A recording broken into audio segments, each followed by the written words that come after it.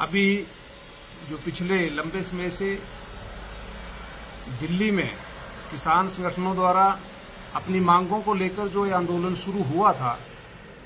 वो अपनी दशा और दिशा बदल चुका है। बड़े दुर्भाग्य की बात है कि कल गणतंत्र दिवस पर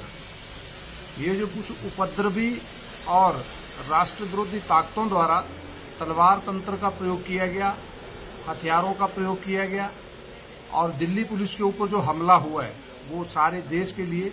बड़ी शर्म की बात है। ऐसे उपद्रवी तत्वों के खिलाफ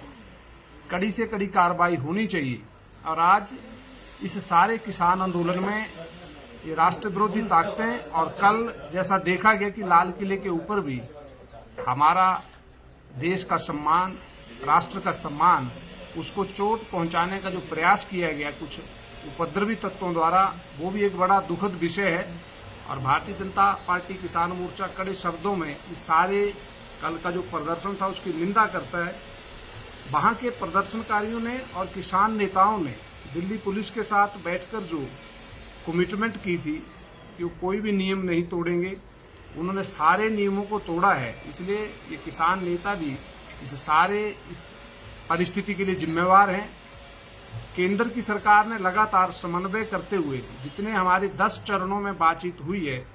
उसमें हमेशा ही इस सारे कृषि सुधार विधेयक 2020 इसमें संशोधन की बात कही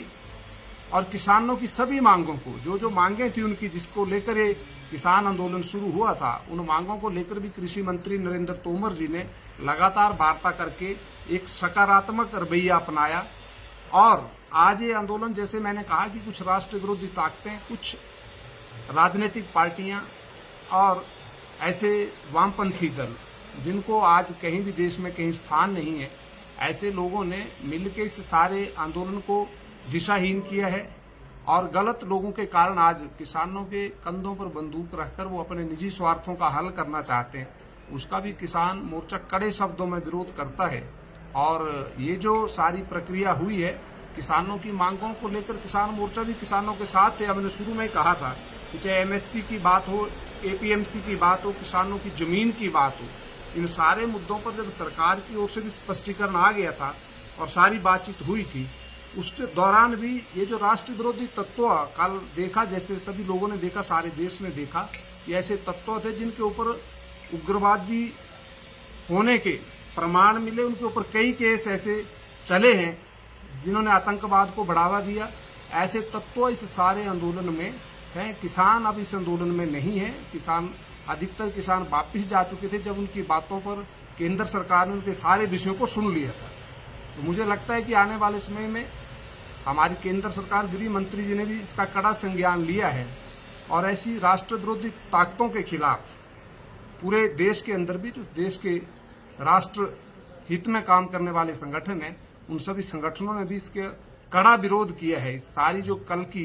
दुर्भाग्यपूर्ण घटना हुई है इस देश के अंदर, और गणतंत्र दिवस के ऊपर ऐसे जो राष्ट्र विरोधी तत्व, उनके खिलाफ भी कार्रवाई की मांग भारतीय जनता पार्टी किसान मोर्चा भी केंद्र सरकार से करता है। और गृह मंत्री को भी ये सारा संज्ञान लिखकर कि ऐसे तत्व, चाहे राकेश टिकैत की बात हो, उनके ऊपर कितने ऐसे मुकदमे चले हैं जिनके खिलाफ कड़ी से कड़ी कार्रवाई होनी चाहिए। हिमाचल प्रदेश में भी इस सारे विधेयक को लेकर भारतीय जनता पार्टी किसान मोर्चा गांव-गांव में जाकर सारे किसानों और बागबानों को जागरूक करने का अभियान, और ऐसे विषयों के बारे में जो गुमराह करने का और भ्रम पैदा करने का जो प्रयास किया गया है, उसको भी एक स्पष्ट हमारा एक पत्रक माननीय कृषि मंत्री जी की ओर से जो जारी किया गया है, उसको गांव-गांव तक और किसानों तक पहुंचाया जाएगा। और पूरे हिमाचल प्रदेश से 3 लाख किसानों और बागबानों के हस्ताक्षर राज्यपाल के माध्यम से माननीय देश के प्रधानमंत्री जी को भेजे जाएंगे, जिसमें सभी किसानों और बागबानों की ओर से धन्यवाद किया जाएगा कि आज़ादी के बाद पहली बार देश को ऐसा सक्षम और सशक्त नेतृत्व मिला जिनकी नीति और नीयत दोनों स्पष्ट रूप से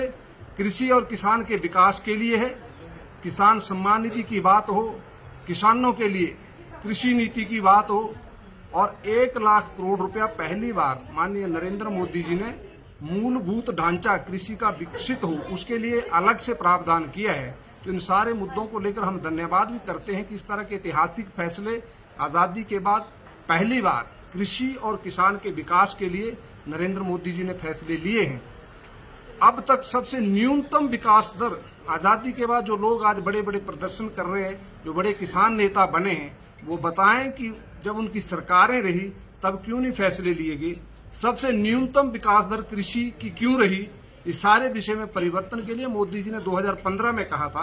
कि हम 2022 तक इस देश के गरीब किसान की आय दुगनी करेंगे, और उस दिशा में मुझे लगता है कि कृषि सुधार विधेयक 2020 ये ऐतिहासिक फैसला होगा और किसान मोर्चा इन सारे विषयों को लेकर गांव-गांव में जाएगा।